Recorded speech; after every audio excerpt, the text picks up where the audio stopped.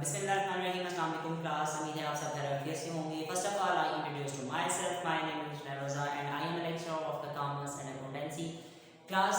We are going to be discuss a very interesting chapter related to the business statistic measures of the central dependency। और आज हम इसका question number जो है वो 8 करेंगे। क्वेश्चन नंबर 8 में हमारे पास जो क्वेश्चन है उसको जब देख लेते हैं कि क्वेश्चन नंबर 8 में हमारे पास क्या है। The weekly wages of 200 employees. Question number 8,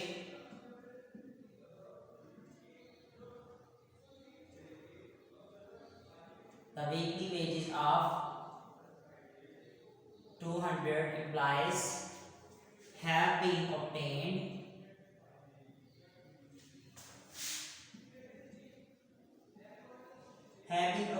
from a frequency distribution after making the substitution u is equal to x minus 150 over 10। और इसके साथ क्लास इसमें डाटा आपको u का दिया हुआ है -3 -2 -1 0 1 2 3 और 4 है। f है 2 15 28 65 39 21 30 एंड 7। अच्छा क्लास, सबसे पहले आप लोगों में क्लियर कर दूं कि हमारे पास यहाँ पे जो फार्मूला इस्तेमाल किया जा रहा है कोऑर्डिनेट एक्सचेंज का फार्मूला है। फार्मूला आपको आता है ऑलरेडी, हम पहले भी इसकी तरह डिस्कस कर चुके थे। वो है a जमा summation f u over summation f multiply by h।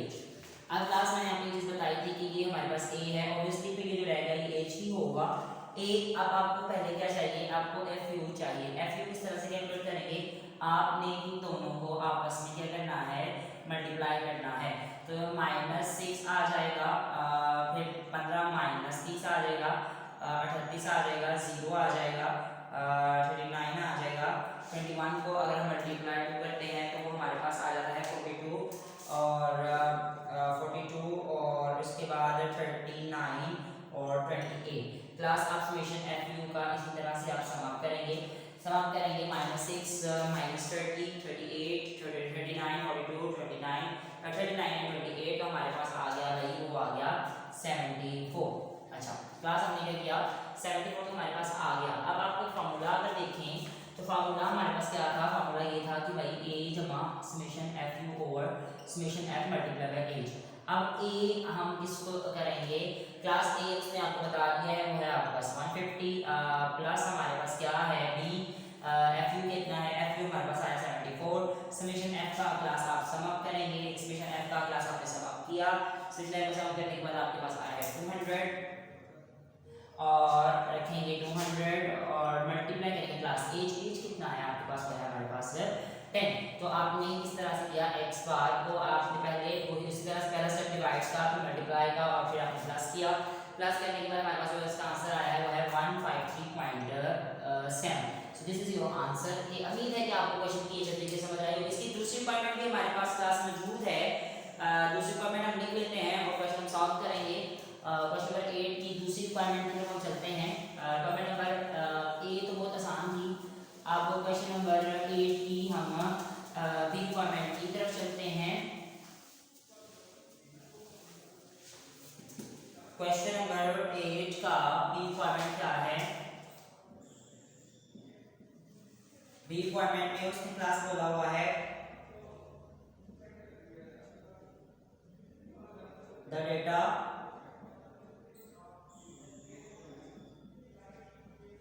obtained from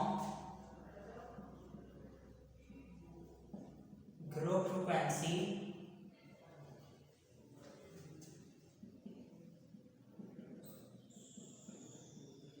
distribution of a continuous random variable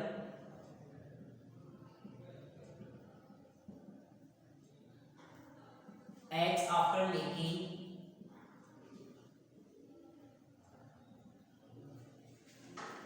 the substitution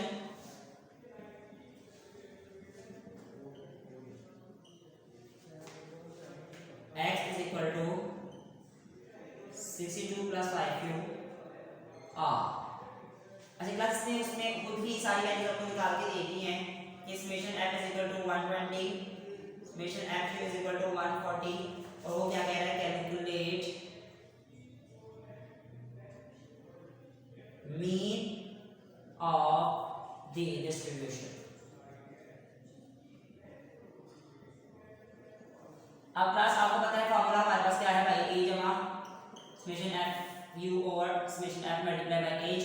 अब भाई आपके पास f u इस तरह से आएगा, और इसकी अंडरस्टूड बात है कि अगर ये u है तो ये आपके पास a की वैल्यू है, ये f u को शो कर रहा है जी f u ये u है, और ये क्लास आपके पास h है, h ही है u के साथ जो h है, f u आपके पास उसने 140 दिया हुआ है और f 120 दिया हुआ है। तो हम क्या करेंगे, हम वैल्यूज को पुट करेंगे इसमें।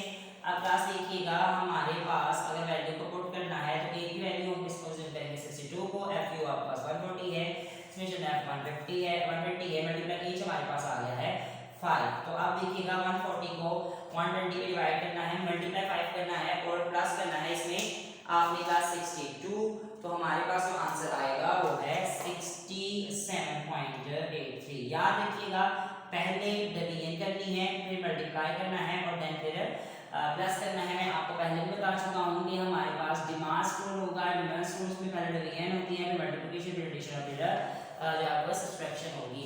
तो क्लास क्वेश्चन नंबर 8 जो है वो आप लोगों ने अच्छे तरीके से कर लिया। अभी हम क्वेश्चन नंबर 9 की तरफ चलते हैं। बहुत आसान सा क्वेश्चन है जिसमें क्वेश्चन नंबर 9 में हमने क्या देखना है, क्वेश्चन नंबर 8 की बी पार्ट आपने कर लिया। अब हम क्वेश्चन नंबर 9 की तरफ क्लास चलेंगे, ठीक है। अब क्वेश्चन नंबर 9 की तरफ हम चलेंगे। क्वेश्चन नंबर 9 हमारे पास क्या है, क्वेश्चन नंबर 9 हमारे पास किस तरह से होगा, पहले क्वेश्चन को पढ़ लेते हैं। क्वेश्चन नंबर 9 में क्या है, find the missing frequency f2 for the following frequency distribution. Find the missing frequency f2 for the following frequency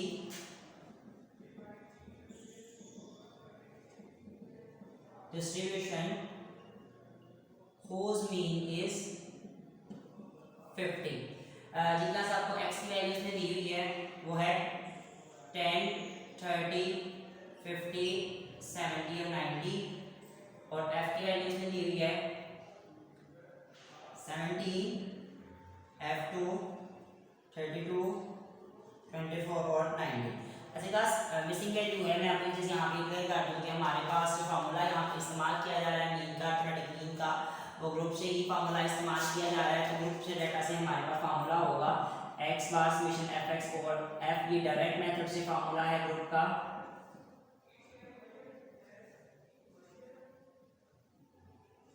group form में अब देखिएगा fx निकालना है पहले, तो fx किस तरह से निकलेगा, f और x को मल्टीप्लाई करेंगे तो 70 मल्टीप्लाई बाय 10 करेंगे तो 170, इसको इसके साथ मल्टीप्लाई करेंगे तो 30, मल्टीप्लाई करेंगे तो 30 f2 हमारे पास आ जाएगा, ठीक है।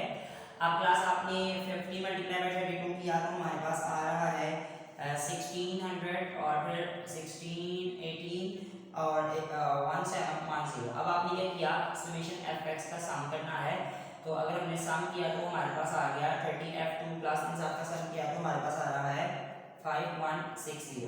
इसी तरह समेशन f का सम करेंगे तो हमारे पास वो आ रहा है f2 प्लस 92।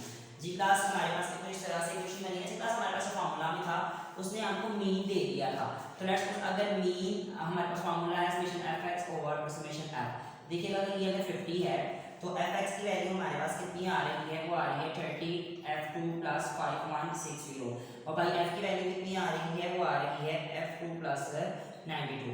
अब देखिएगा आपके पास इस तरह की वैल्यू आ रही है, क्लास आप इसका क्रॉस मल्टीप्लाई कर देंगे तो हमारे पास x बार आ जाएगा।